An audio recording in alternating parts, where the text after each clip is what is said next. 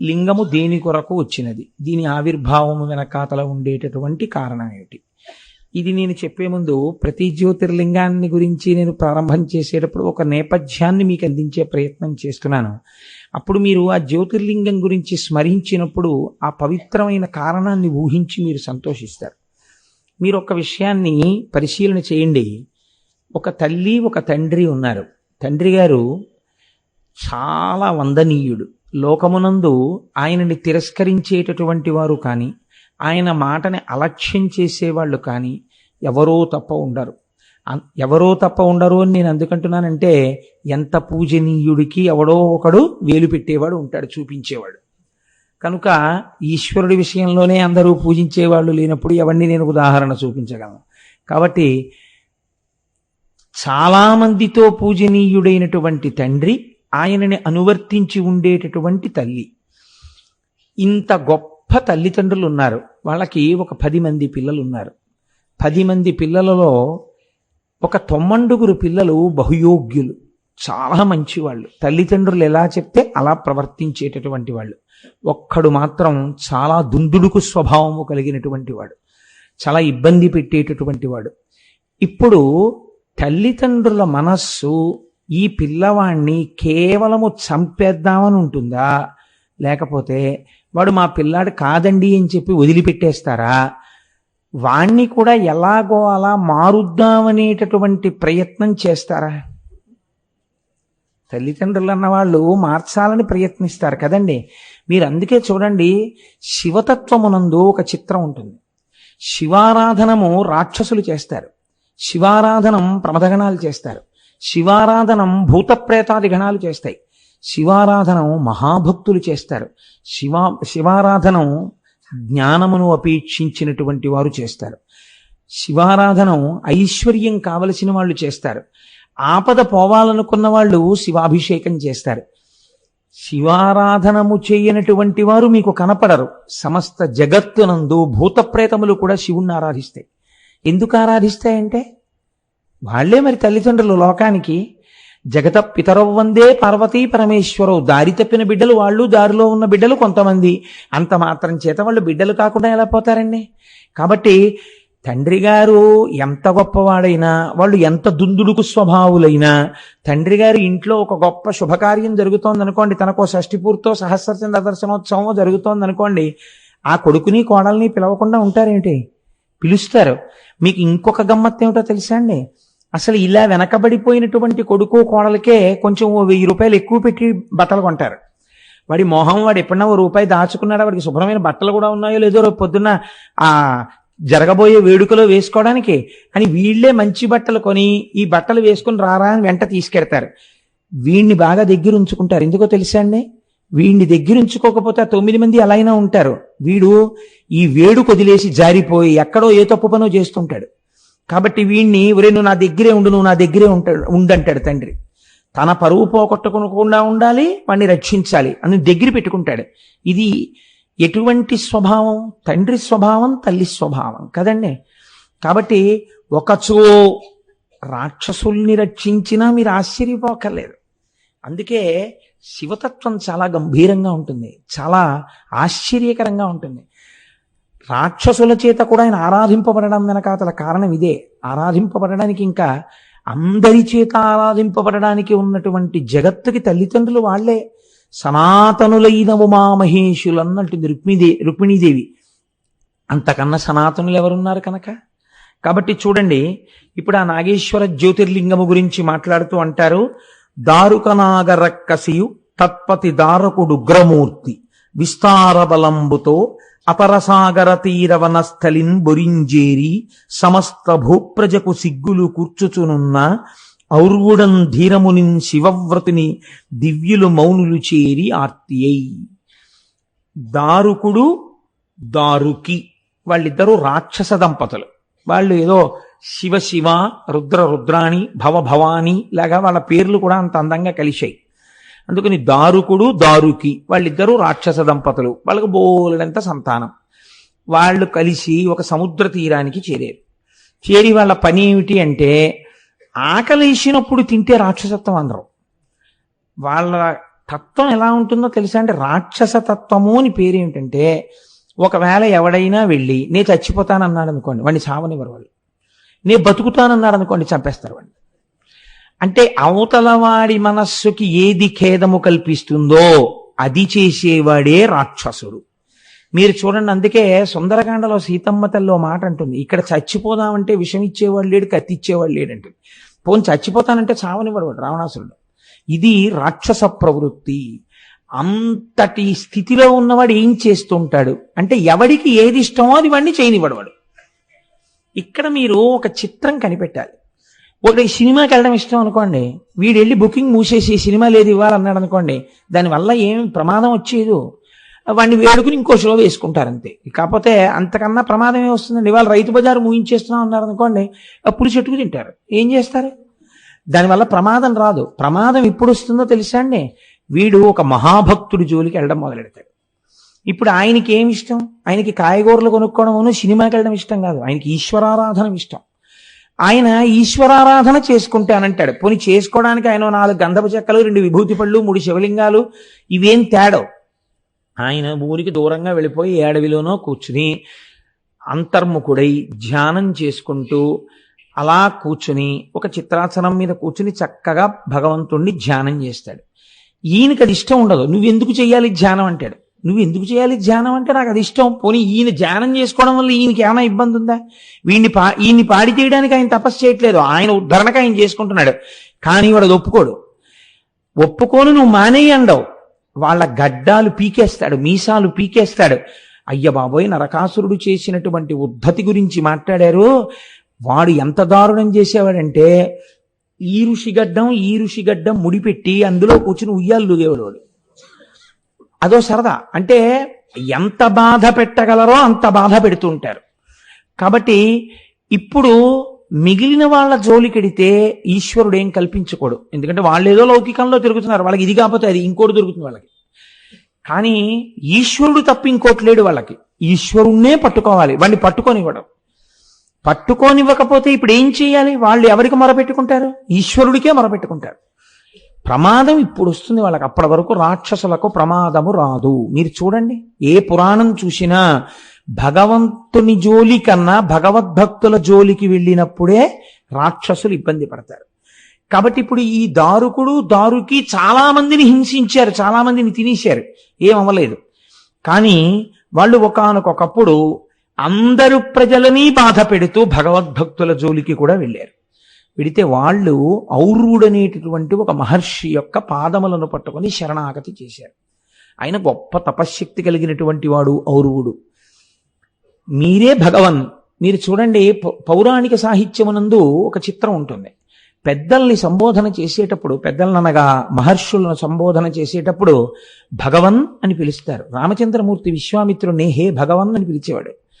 సాక్షాత్ భగవంతుడిగానే భావన చేస్తారు. భగవంతుడి పాదములు పట్టుకోవడానికి, పరమ భాగవతోత్తముడి పాదములు పట్టుకోవడానికి అభేదంగా చూస్తారు. పైగా ఈశ్వరుడు అన్నాడు ఒక మాట, సమస్త క్షేత్రముల యొక్క తీర్థముల యొక్క సారం ఎక్కడుంటుందో తెలుసా? పరమ భాగవతోత్తముల పాద ధూళి యందు ఉంటుంది. వాళ్ళకి నమస్కరించినప్పుడు ఆ పాద ధూళి తల మీద పడితే వాడు భూమండలంలో ఉన్న క్షేత్రాలన్నీ దర్శనం చేసిన ఫలితం వేస్తున్నాను అన్నాడు. కనుక ఇప్పుడు వాళ్ళు ఔరువ మహర్షి దగ్గరికి వెళ్ళారు. వాళ్ళకి ధర్మ సూక్ష్మం తెలుసు కాబట్టి. ఎందుకు వెళ్ళాలి ఔరువుడి దగ్గరికి? ఏం భగవంతుడికి మొరపెట్టచ్చుగా? మొరపెట్టే అవకాశం వాళ్ళు ఇవ్వరు. మొరపెట్టడానికి ఎక్కడో నించోవాలి కదండి. వీళ్ళందరూ కలిసి మీటింగ్ పెట్టుకున్నారని తెలియగానే వాళ్ళు వచ్చేస్తారు, అందులో వాళ్ళని తినేస్తారు, చిత కొట్టేస్తారు. కాబట్టి ఇప్పుడు వాళ్ళు ఔరువుడి దగ్గరికి వెళ్ళి ఆయన పాదములు పట్టుకుని ఆయనకి చెప్పుకున్నారు. అంటే వాళ్ళు కనీసం అందరూ కూర్చుని భగవంతుడికి తమ కష్టాన్ని నివేదించుకునేటటువంటి అవకాశం కూడా ఇవ్వనంత రాక్షసత్వం ప్రబలిపోయింది దారుకుల యందు. వాళ్ళు వెళ్ళి ఔరువుడితో చెప్పారు, వలతివి నీవు రక్కసుల పాల్పడనీక జనంబునేలా నీ వలన భయంబు బాపికొన వచ్చితిమిందరమన్ననాతడున్ కలులగు దానవాధములు కల్మషమారసి దైత్యులీ ధరాతలమును బాసి వేరుకడ తాము చెరింతురుగాక వికరన్. వాళ్ళు వాళ్ళ ఉద్ధతిని మార్చుకుని మంచిగా జీవితం గడిపారా? సరే, వాళ్ళ ప్రవృత్తిని మార్చుకోలేమనుకున్నప్పుడు వాళ్ళు భూమండలం మీద ఎక్కడా ఉండకూడదు. భూమండలం మీద ఎక్కడైనా రాక్షస ప్రవృత్తి కలిగినటువంటి వాడు కాని ఉన్నాడా, ఉత్తర క్షణం వాడు మరణిస్తాడు. ఇదే నా శాపం అన్నాడు. పూర్వం ఋషుల యొక్క తపశ్శక్తి అలా ఉండేదండి. ఎంతమంది చచ్చిపోవాలి అంటే ఆయనకు అనవసరం. ఆయన తపశ్శక్తి అంతే. చేతిలోకి నీళ్లు తీసుకుని సంకల్పం చేసి విడిచిపెట్టేశాడంటే ఇంకా దాన్ని వెనక్కి తీయడం ఎవరి తరం కాదు. ఈశ్వరుడు కూడా ఒక్కొక్కచో బ్రాహ్మణ వాక్కుని వెనక్కి తీయలేక ఔదల దాల్చవలసి వచ్చింది. మీరు చూశారు కదా, చంద్రుడికి దక్షుడు శాపం ఇస్తే ఆ శాపాన్ని తీయలేదు. నీకు క్షయ వచ్చినా ఇబ్బంది లేకుండా నీకు కళలు తగ్గుతాయి, కళలు పెరుగుతాయి, నా శిరస్సు మీద పెట్టుకుంటానన్నాడు అంతే శివుడు. కాబట్టి తపశ్శక్తి కలిగినటువంటి వాడి యొక్క వాక్కు చాలు బ్రహ్మాస్త్రమై కూర్చుంటుంది. కనుక ఇప్పుడు ఆయన ఏమన్నాడు అంటే, మిమ్మల్ని ఇంత బాధ పెడుతున్నారు కనుక, ఆయనకేదో కోపం, వాళ్ళ మీద పక్షపాతం, వాళ్ళ మీద కోపం లేవు, నిష్కారణంగా బాధ పెడుతున్నారు కనుక, మీ పని మిమ్మల్ని చేసుకోనివ్వట్లేదు కనుక. అంటే మీరు ఒక్కటి గమనించండి, పూర్వం వాళ్ళు ఇంత కష్టపడి చేసుకున్న తపస్సు దేని కొరకు వినియోగించేవారు అంటే లోక సంరక్షణార్థం వినియోగించారు వాళ్ళు. కాబట్టి ఇప్పుడు ఆయన శాపవాక్యాన్ని విడిచిపెట్టాడు. భూమండలం మీద ఎక్కడైనా రాక్షసులు కాని నివసిస్తే వాళ్ళు మరణిస్తారు. అయితే ఒక్క భేదం ఉంటుందండి. నేను ఇత పూర్వం ఒకసారి స్పృశించాను ఈ విషయాన్ని ఈ ప్రసంగాల్లోనే. ఇతర యుగాల్లో రాక్షసులు ఆకృతి చేత తెలియబడ్డారు. ఎప్పుడైనా వాళ్ళు కామరూపులై రూపాన్ని మార్చుకుంటే తెలియదు తప్ప, లేకపోతే మాత్రం వాళ్ళు తెలిసిపోతారు. మనుష్య రూపాల కన్నా రాక్షస రూపాలు భిన్నంగా ఉంటాయి. కానీ కలియుగంలో వచ్చినటువంటి పెద్ద ప్రమాదం ఏమిటంటే, రాక్షసులందరూ చిత్తవృత్తులై లోపలికి వెళ్ళిపోతారు. అందరూ ఒక్కలాగే ఉంటారు. మీకు ఎవడు రాక్షసుడో ఎవడు మనుష్యుడో మీరు భేదాన్ని పసిగట్టలేరు. చిత్తవృత్తుల చేత లోపలుంటాయి. వాడు అదును చూసి కాటు వేస్తాడు. అప్పటి వరకు వాడు పరమసాత్వికుల్లా ఉంటాడు. దంభము చేత మీరు పసిగట్టలేరు. ఎవడు మంచివాడో ఎవడు చెడ్డవాడో మీరు పసిగట్టలేని స్థితి. కలియుగంలో ఈ అధికారం వాళ్ళకి ఇవ్వబట్టే వాళ్ళు ఒక్కొక్కచో చేయరాని పనులు చేయగలిగినంతగా కొన్ని పవిత్ర ప్రదేశములలోకి కూడా ప్రవేశించగలుగుతారు. ఇది కలియుగంలో ఉండేటటువంటి లక్షణం. కాబట్టి ఇప్పుడు ఏమైంది అంటే, బాహ్యంలో రాక్షసులు తెలుస్తారు ఆ యుగంలో. కాబట్టి రాక్షసులు భూమి మీద ఉండకూడదు అన్నాడు. ఇప్పుడు చిత్తవృత్తులతో సంబంధం లేదు. ఇదే కలియుగం అయితే అందరూ పడిపోతారు, ఎవరో ఒకరో ఇద్దరో మిగులుతారు. కాబట్టి ఏమైంది, ఈ రాక్షసులందరికీ ప్రమాదం వచ్చింది. ఈ వార్త తెలిసింది రాక్షసులకి. ఒరే అసలు మనం అందరం భూమండలం మీద ఉండకూడదు సార్. ఇప్పుడు ఎలా మొదటికి మోసం వచ్చింది అంటారు చూసారా, అది జరిగింది.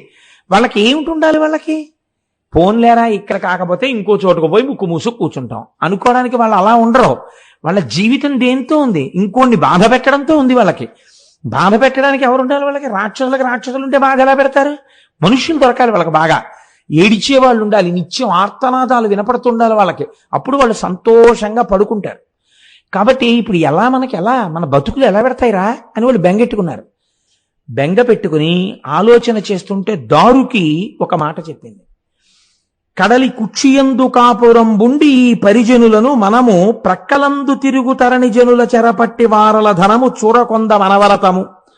నాకు పార్వతీదేవి గురించి నేను ఎప్పుడో ఒకసారి తపస్సు చేశాను. తపస్సు చేస్తే శాంభవి నాకు ప్రత్యక్షమైంది. మీరు వింటున్నారా? నేను మొట్టమొదటే చెప్పాను, తప్పు మార్గంలో ఉన్న కొడుకైనా తల్లిదండ్రులే. దారుకి తపస్సు చేసింది, ఆవిడ ప్రత్యక్షమైంది. ఆవిడ్ని ఈవిడ చిత్రమైన వరం అడిగింది. ఎందుకు అడిగిందో తెలియదు. నా వారిని రక్షించుకునే శక్తి నాకు ఇమ్మని అడిగింది. తథాస్తు అంది ఆవిడ. కాబట్టి నాకు పార్వతీదేవి అనుగ్రహం ఉంది. నేను రక్షించుకోగలను, ఎక్కడైనా పెట్టి బతికించగలను. భూమి మీద కదా ఉండద్దన్నాడు, సముద్రం మీద ఉందాం మనం. ఆవిడ శక్తితో, ఆవిడిచ్చిన తపశ్శక్తితో నా వెంట మీరు రండి, నా వారిని నేను చూపించిన రాక్షసులందరూ సముద్రం మీద బతకగలం. కాబట్టి పదండి. ఎంత చిత్రమో చూడండి. అయితే వీళ్ళన్నారు, బతకడం కాదు మనకి, మేము అలా ఉండమంటే మేము బతకలేము, మాకు ఏడిపించడానికి ఎవరు దొరుకుతారు అన్నారు. అంటే ఆవిడంది, ఆ బెంగెందుకు మీకు? సముద్రం మీద ఓడలలో మనుషులు తిరుగుతారు, వ్యాపారార్థమై తిరుగుతుంటారు. వాళ్ళని పట్టుకుందాం, 100 మంది 200 మంది 300 మంది దొరుకుతుంటారు. అక్కడే మనం కారాగారాలు నిర్మిద్దాం, వీళ్ళందరినీ తీసుకెళ్ళి అందులో పారేద్దాం, గిల్లుదాం, కొడదాం, ఏడిపిద్దాం. ఏడుస్తుంటారు. అలా ఏడిపిస్తూ మళ్ళీ ఇంకో ఓడ దొరికినప్పుడు వీళ్ళని తినేద్దాం, మళ్ళీ ఆ ఓడలో వాళ్ళని మళ్ళీ కారాగారంలో పెడదాం. కాబట్టి రండి మనందరం చక్కగా సముద్రం మీద బతుకుతూ, ఔరుడు మనం ఏం చేయగలదు, ఇంకా భూమి మీదకి వస్తే కదా చేస్తాం, సముద్రం మీద బతుకుదాం. చూడండి, అడిగిన వరంలో తప్పులేని స్థితి మీకు కనపడుతుంది. ఎందుకంటే ఒక తల్లిగా ఒక స్త్రీగా కోరుకోవడంలో తప్పు లేదు. ప్రవృత్తి దోషం ఉంది. రాక్షస ప్రవృత్తి ఏం చేసింది, తన వారిని బతికించుకోవడం వరకు విడిచిపెడితే మీరు దారుకి యందు దోషం పట్టడానికి వీల్లేదు. కానీ ఆవిడ ఏమందంటే, ఈ పరిజనులను మనము ప్రక్కలందు తిరిగి తరుణ జనుల చెరపట్టి వాళ్ళ ధనము చూరగొంద మనవరతము, వాళ్ళ డబ్బులు ఆగేద్దాం, ఏడుస్తారు వాళ్ళు, కాబట్టి వాళ్ళని హింస చేద్దాం, రండి సముద్రం మీదకి వెళ్ళిపోదాం అనేటప్పటికీ, సరే బాగుంది, అయితే ఇక్కడ ఉంటే చచ్చిపోతాం కాబట్టి ఇప్పుడు వాళ్ళకి ఏమిటి, వెళ్ళిపోవడమే. అందరూ సముద్రం మీద పడ్డారు. హాయిగా సముద్రం మీద ఉండేవారు, వచ్చేవాళ్ళని వెళ్ళేవాళ్ళని, అప్పుడప్పుడు వాళ్ళకి ఎలాగో అలవాటు ఉంది, పాతాళలోకానికి పోతారు, పైకి వస్తూ ఉంటారు. అటుగా వెడుతున్నటువంటి ఓడలలో ఉన్నటువంటి జనుల్ని చెరబట్టి తీసుకెళ్లి వాళ్ళని హింస పెడుతుండేవారు. నేను మీకు ఇక్కడ ఒక విషయాన్ని చెప్పవలసి ఉంటుంది. ఈశ్వరుడు ఒక మాట చెప్తాడు, ఎప్పుడైనా రాక్షసులు కాని మనుష్యులే కాని చాలా ఉద్ధతితో నా అంత వాణ్ణి నేనని చెలరేగి ప్రవర్తిస్తుంటే ఈశ్వరుడు వాడి జోలికి వెళ్ళడు. ఎందుకు వెళ్ళడో తెలుసండి, మనకి లోకంలో ఇలాంటి వాళ్ళు కనపడతారు. చాలా మంది ఇలాంటి ప్రశ్న ఒకటి వేస్తూ ఉంటారు, ఏమంటే ఫలానా వాడు ఉన్నాడు, వాడు ఎన్నడూ గుడికే వెళ్ళడు, అసలు భగవన్ నామమే చెప్పడు, నిద్ర లేచిన దగ్గర నుంచి పరపీడనం తప్ప వాడికి ఇంకొకటి తెలియదే, వాడికి ఎక్కడలేని ఐశ్వర్యం వస్తోంది, ఎక్కడలేని భోగం అనుభవిస్తున్నాడు, ఎక్కడలేని సంతోషంతో ఉంటున్నాడు, ఇంకా మరి ఈశ్వరుడు అన్నవాడు ఎక్కడున్నాడండి, వీడేమో ఇంత మంచివాడు, పాపం ఏదో భగవన్నామని చెప్పుకుని తిరుగుతుంటాడు, వాడికేమో అన్ని కష్టాలే, ఏమిటంటే ఈశ్వరుడు ఉన్నాడని ఎలా నమ్మమండి ఈ రెండింటి చేత అంటారు. మీరు ఒక విషయం, ధర్మ సూక్ష్మాన్ని బాగా పసిగట్టండి. గతంలో చేసుకున్నటువంటి పుణ్యరాశి అపారంగా ఆయన ఖాతాలో ఉంది. అది ఈ జన్మలో ఏమైపోతుందంటే ఖర్చే అవుతోంది. ఇలా పెట్టింది లేదు, ఈశ్వరుడి దగ్గరికి వెళ్ళింది లేదు, తిరిగి ఖాతాలో పడింది లేదు. కాబట్టి ఇప్పుడు ఏమైపోతుందంటే ఉత్తర జన్మల యందు దారిద్ర్యమును అనంతముగా అనుభవిస్తాడు. సరికదా, ఈ ప్రవృత్తి లోపల ఉండిపోతుంది.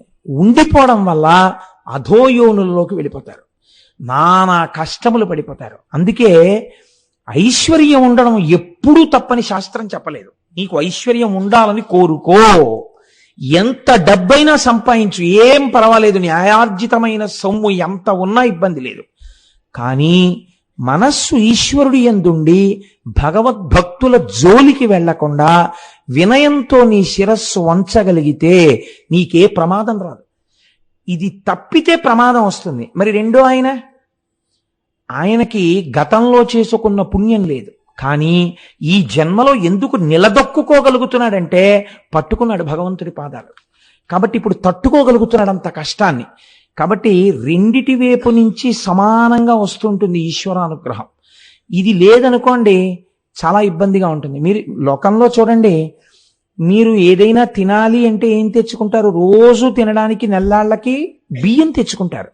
తెచ్చుకున్న బియ్యాన్ని కంచంలో పోసుకుని కందిపప్పు వేసుకుని తినరుగా, ఉడికించుకుని తినాలి.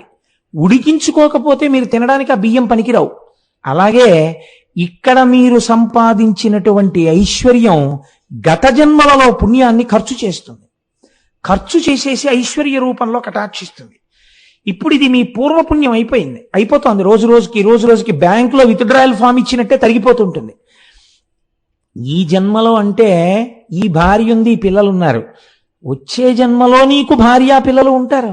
జీవుడు అదే జీవుడు కదండి. వీళ్ళు ఇక్కడ శరీరాలతో ఉంటారు, మరి తను మళ్ళీ కొత్త భార్య కొత్త పిల్లలు సిద్ధం. వాళ్ళని ఏం పెట్టి పోషిస్తావు?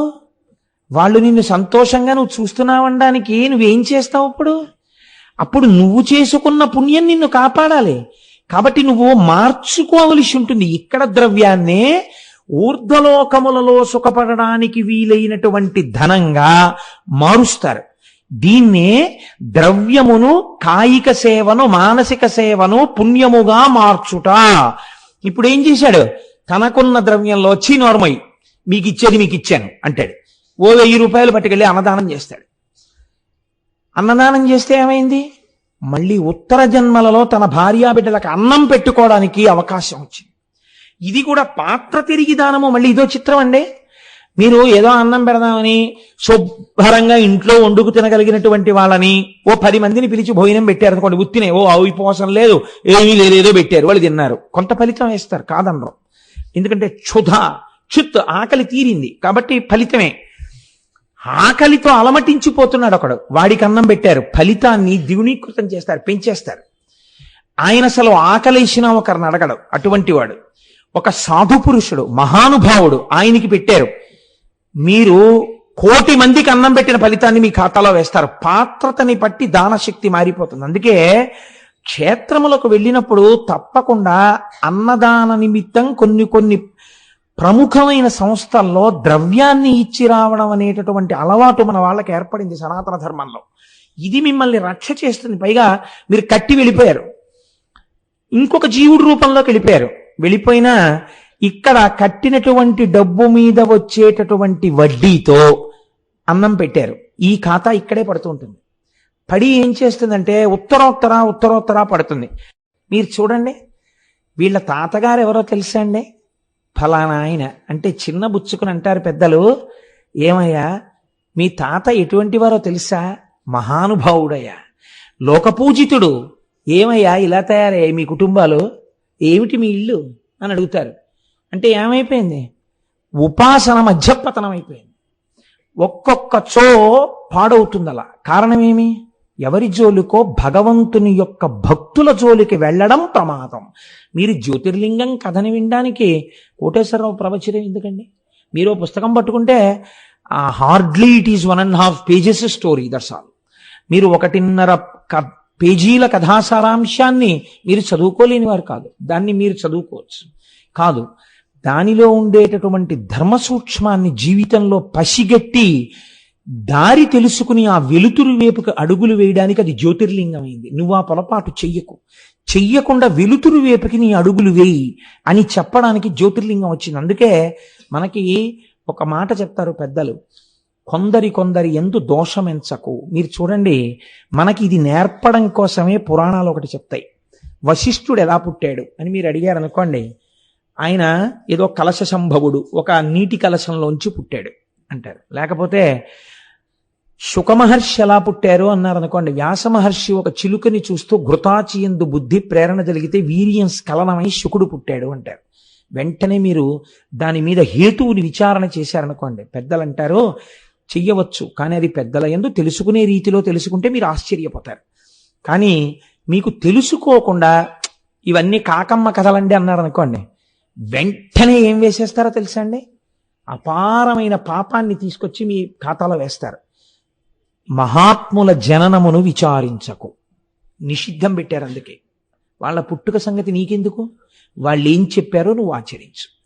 మన వాళ్ళు అందుకే పెద్దల జోలికి వెళ్లకుండా సట్రం కట్టేశారు. తెలియక పెడతాడేమో, వెళ్ళాడో ఇబ్బంది వచ్చేస్తుంది. ఇప్పుడు చూడండి ఎక్కడొచ్చిందో ఇబ్బంది. అక్కడుండి వాళ్ళని వీళ్ళని పట్టుకుని ఏదో ఇబ్బందులు పెడితే ఇబ్బంది రాలేదు. ఆ ఓడలో వెళ్ళిపోతున్న వాళ్ళు సుప్రియుడనబడేటటువంటి ఒక వైశ్యుడున్నాడు. భక్తికి కులంతో సంబంధం లేదండి. నాయనార్లలో ఎంతమందో బ్రాహ్మణేతరులు. బ్రాహ్మణుడైనటువంటి వాడికన్నా బ్రాహ్మణేతరుడైనటువంటి వాడినే పరమభక్తుడిగా శాస్త్రం కొన్ని మర్యాదలతో చెప్పింది. మీరు నన్ను క్షమిస్తే ఒక మాట చెప్తాను, సంధ్యావందనము చేయనటువంటి బ్రాహ్మణుడి కన్నా భగవద్భక్తి ఉండి దూరం నుంచే ఒక బ్రాహ్మణుణ్ణి చూస్తే చాలు నమస్కరించేటటువంటి ఒక బ్రాహ్మణేతరుడు భగవంతుని దృష్టిలో 1,000,000 రెట్లు అధికుడు అని చెప్పింది శాస్త్రం. దానికేం అలాంటి తేడాలు ఉండవు. నీ విహిత కర్మాచరణమే నీకు లేదు, నీకెందుకు ఇవ్వాలి గౌరవం? నీకెందుకు నమస్కారం చేయాలి? ఏది నీ విహిత కర్మాచరణం నీకు? కనుక నిలదీసి మాట్లాడుతుంది. ఆయన వైశ్యుడే కావచ్చు, కానీ ఆయన గొప్ప భగవద్భక్తి కలిగినటువంటి వాడు. ఈ సుప్రియుణ్ణి పట్టుకున్నారు వాళ్ళు. వాళ్ళకి తెలియదు, భక్తుడి జోలికి వెళ్ళడమే వాళ్ళకి ఎక్కువ ఇష్టం. ఎందుకని? వాడు భగవదారాధనం చేసుకుంటాడు, చెయ్యకుండా వీళ్ళు చేస్తారు. అక్కడే వీళ్ళ పతనం ప్రారంభం అవుతుంది. ఇది బాగా ఎర్రసిరాతో అండర్లైన్ చేసి పెట్టుకోండి. మన తరాలు మన వంశం బాగా ఉండాలంటే భగవద్భక్తుల జోలికి వెళ్ళరాదు. కాబట్టి ఇప్పుడు ఏమైంది? బందిగ నుంచి దాసజన వర్గముతో ధనమున్ హరింపగా బందిన వైశ్యుడుండి శివభక్తిని మానక పార్థివేశ పూజంతకు సల్పుచుండ ధనుజ ప్రభుడారసి వచ్చి వేగ ఈ చందముమాను నిట్టి నెడజాడ తలంచిన త్రుచివేశదన్. ఆయనకి దశదాసీజనం ఉన్నారు. గొప్ప ఐశ్వర్యవంతుడు, చాలా ధనం ఉన్నవాడు. ఆయన ఓడలోకి వెళ్ళి ఆయన ధనాన్ని తీసేసుకున్నారు, ఆయన దాసదాసీజనాన్ని తీసేసుకున్నారు. ఆయన్ని బాగా కష్టం ఎలా పెట్టాలి? ఆయనకి ఎప్పుడు ఏది ఆయన చేసుకోవలసిన అవసరం లేనివాడు. అటువంటి వాణ్ణి తన పనులు తాను చేసుకునేటట్టు చెయ్యాలి, అది వాళ్ళకి సంతోషం. కాబట్టి ఇప్పుడు ఒక్కడిని తీసుకెళ్లి ఒక కారాగారంలో పెట్టారు. ఆయన అన్నట్ట, ఇవన్నీ ఉండడం ఇవన్నీ పోవడం ఈశ్వర ఇచ్ఛ, నాకు ఈశ్వరుడు చాలన్నాడు ఆయన. ఇది భగవద్భక్తి. భగవద్భక్తుడు అనడానికి గీటురా ఏమిటి? నా దాసదాసీ జనాలు లేరు, నా ధనం పోయింది అని ఏడుస్తూ కూర్చున్నాడు అనుకోండి, ఈశ్వరుడు రాడు. ఇవన్నీ ఒకనాడు ఇచ్చినవాడు ఈశ్వరుడు, తీసుకున్నవాడు ఈశ్వరుడు. నాకు ఈశ్వరుడి ఫోటో లేకపోవడం ఏమిటండి ఆరాధనకి అని ఆయన కారాగారంలో పెట్టినప్పుడు కారాగారంలో ఉన్న ధూళంతా పోగేశాడు. పోగేస్తే ఓ ఇంత శివలింగం అయింది, దాని మీద చుక్క నీళ్లు పోసాడు. అది కొంచెం హార్డ్ క్రిస్టల్ అయింది, గట్టిగా పార్థివలింగాన్ని చేశాడు. ఆరాధన చెయ్యాలనుకున్నవాడికి, భగవద్భక్తి ఉన్నవాడికి భగవంతుడు లేని ప్రదేశం ఎక్కడుందండి? ఇది భక్తి అంటే. అంతేకాని మా ఇంట్లో అయితే పూజామందిరం ఉండేదండి, చక్క ఈ పాటికి పూజ చేసుకుంటూ ఉండేవాడిని. Something is basically wrong with you. నీలో ఏదో దోషం ఉంది, నీ ఉపాసనలో దిద్దుకోవాలి. ఆ మాట అలా అనకూడదు. అలా అన్నావంటే నీకు ఇంకా ఆ ఉపాసన సరిగ్గా చేత కాలేదు. కాబట్టి ఇప్పుడు ఎక్కడ చేస్తున్నాడు పూజ?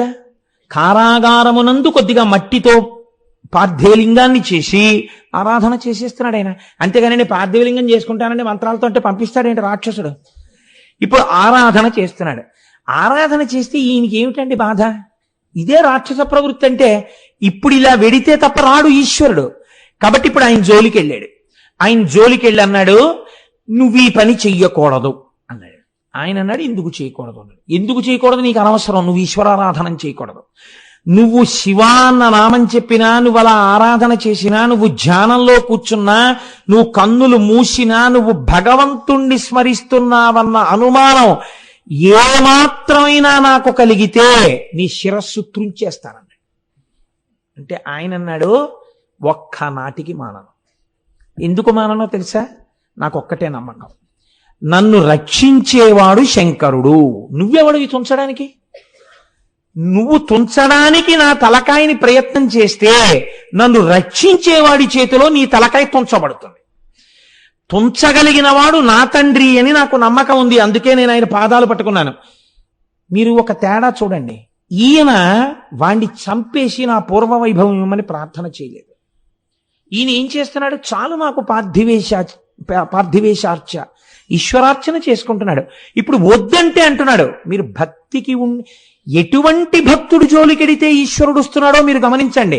అంతేగాని ఏదో మా ఇంట్లో కూర్చుని కాసేపు పూజ చేస్తే ఆ మటకా నా కోసం ఈశ్వరుడు వచ్చేస్తాడండి ప్రతిజ్ఞ చేస్తానంటే కుదరదు. మీకు ఈ స్థాయి భక్తి ఉండాలి, అది పెంచుకోవాలి మీరు క్రమక్రమంగా. కాబట్టి ఇప్పుడు ఏమైంది? నన్ను రక్షించేటటువంటి వాడు రక్షించి తీరుతాడు. నా రక్షణ వాడి యందున్నది. కాబట్టి నేను ఇదే మీకు చెప్పింది. పెద్దల జోలికి వెడితే వాళ్ళు పూజామందిరంలో చెప్తారు, అక్కడ ఇక్కడ చెప్పరు. ఇప్పుడు ఆయన బయలుదేరతాడు. అప్పుడు నీకు ఇంకో చోటు చెప్పుకోవడానికి నీకు ఉండదు. కాబట్టి నా రక్షణ వాడి యందున్నది, కాబట్టి నువ్వు త్రుంచలేవు అన్నాడు. ఇప్పుడు వాడు త్రుంచే ప్రయత్నం చేస్తే రక్షించేవాడు వచ్చి తీరుతాడు కదండి. ఇది ఈశ్వరావిర్భావం అంటే. కాబట్టి పెద్దల జోలికి వెళ్ళరాదు. ఇప్పుడు ఏమైంది? వాడు వెంటనే ఓ కత్తోటి తీసుకుని ఆ కంఠం మీద నరికేయడం కోసమని అపారమైన ఉగ్రరూపంతో, అసలే రాక్షసుడు, ఆ కత్తి తీసి ఆయన కంఠాన్ని నరికేయబోతున్నాడు. సాధారణంగా మీరు ఒకటి గమనించండి, దీన్ని పరమభక్తితో కూడిన శరణాగతి అంటారు.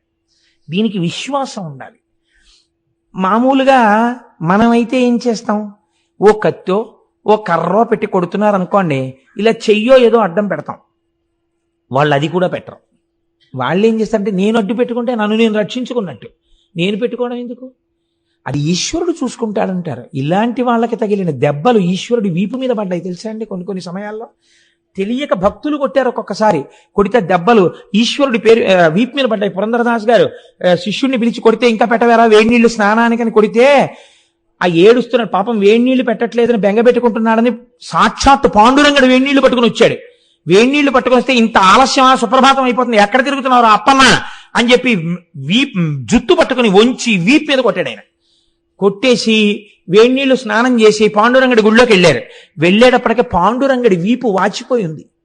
అభిషేకానికి బట్టలు తీస్తే వీపు వాచిపోయి ఉంటే, అయ్యయ్యో ఇదేమిటి స్వామి, ఈ చేతి తట్టి ఏమిటి, ఈ వాపి ఏమిటి, ఎవరు కొట్టారు నిన్నని అడిగారు. ఇవి యథార్థములండి. ఎలా కొట్టారని అడిగితే పాండురంగడు మాట్లాడాడు. పురంధరదాస్ కొట్టేశాడన్నారు. అన్నన్నా నేనెప్పుడు కొట్టానని అడిగిన. కొట్టకపోవడం ఏమిటి, సుప్రభాతానికి వేళ అయిపోతుందని నువ్వు బెంగెట్టుకుంటుంటే వేడి నీళ్ళు ఎట్టుకొచ్చాను మీ సేవకుడు ఎక్కడికో పెడితే, ఇంత ఆలస్యమా అని కొట్టే వీపు మీద, వీపు వాచిపోయింది అన్నాడు. అయ్యయ్యో అని అప్పుడు ఏడిచాడు ఆయన పురంధరదాస్ గారు. కాబట్టి భక్తులకి అంత లొంగుతాడు, భక్తుల జోలికి వెళ్ళిన వాళ్ళకి అంత రుద్రరూపం అవుతాడు. ఇదే మహిమ్నా స్తోత్రంలో పుష్పదంతుడు అంటాడు, నమో నిధిష్టాయ ప్రియదవదవిష్టాయ చ నమో, నమ క్షోదిష్టాయ స్మరహర మహిష్టాయ చ నమో, నమో వర్షిష్టాయ త్రనయన అవిష్టాయ చ నమో, నమ సర్వస్మైతే తదిగమితి శర్వాయ నమః. బాగా దూరంగా ఉండేవాడు ఆయనే, బాగా దగ్గరగా ఉండేవాడు ఆయనే. కాలంలో ముందు పుట్టిన వృద్ధుడు ఆయనే, అందరికన్నా యవ్వనంలో ఉండేవాడు ఆయనే. కాబట్టి ఆయన యందు నువ్వు ఈ ఒక గుణమును ఆరోపించి చెప్పడం కుదరదు. కాబట్టి ఇప్పుడు ఆ సుప్రియుడి మీదకి కత్తెత్తితే ఆయన తనని తాను రక్షించుకునే ప్రయత్నం చేయడు. మీకు ఇలాంటి భక్తులు కనపడతారు. ప్రహ్లాదుడు తన్ను నిశాచరుల్ పొడవ దైత్య కుమారుడు మాటి మాటి కోపన్నగసాయి, ఓ ధనుజభంజన, ఓ సర్వాపన్న శరణ్య, ఓ అఖిల పావనయంచు నుతించు కాని తా కన్నుల నీరుతాడు, భయకంప సమేతుడు కాడు భూవర. శూలం పెట్టి పొడుస్తుంటే చెయ్యి కూడా అడ్డం పెట్ల.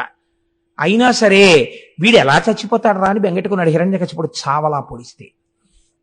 ఇది ఈశ్వరుణ్ణి కదిపేస్తుంది అటువంటి భక్తితో కూడిన శరణాగతి.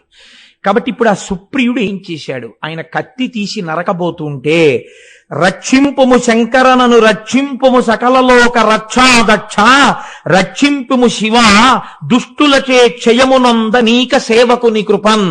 ఈశ్వర నేను నీ సేవకుడను, రక్షింపుము శంకర, రక్షింపుము సకలలోక రక్షాదక్ష. నన్ను రక్షించడం నీకు పెద్ద లెక్క, సకల లోకములను రక్షింపగలిగినటువంటి సమర్థుడవైన ఓ శంకర, రక్షింపుము శివ, నన్ను రక్షించు. దుష్టులచే క్షయమునందనీక, నీకు విరోధభావము కలిగి, నీ యందు విరోధభావము కలిగినటువంటి ఈ రాక్షసుడి చేత నేను నిహతుడను కాకుండా నన్ను కాపాడు అని శరణాగతి చేసి 2 చేతులతో ఆయనకి నమస్కారం చేశాడు. చేసేసరికి ఈయన ఆరాధన చేస్తున్నటువంటి ఆ పార్థివలింగంలోంచి ఒక్కసారి పరమశివుడు ఆవిర్భవించాడు. రుద్రరూపంతో ఆవిర్భవించడం, త్రిశూలం పెట్టి దారుకుణ్ణి ఒక్క దెబ్బ కొట్టడం, వాడు పారిపోవడం, ఆయన యొక్క ఉగ్రమైన దృష్టికి కొన్ని వందల మంది చుట్టుపక్కల రాక్షసులు బూది కుప్పలై పడిపోవడం ఏకకాలమనందు జరిగిపోయి.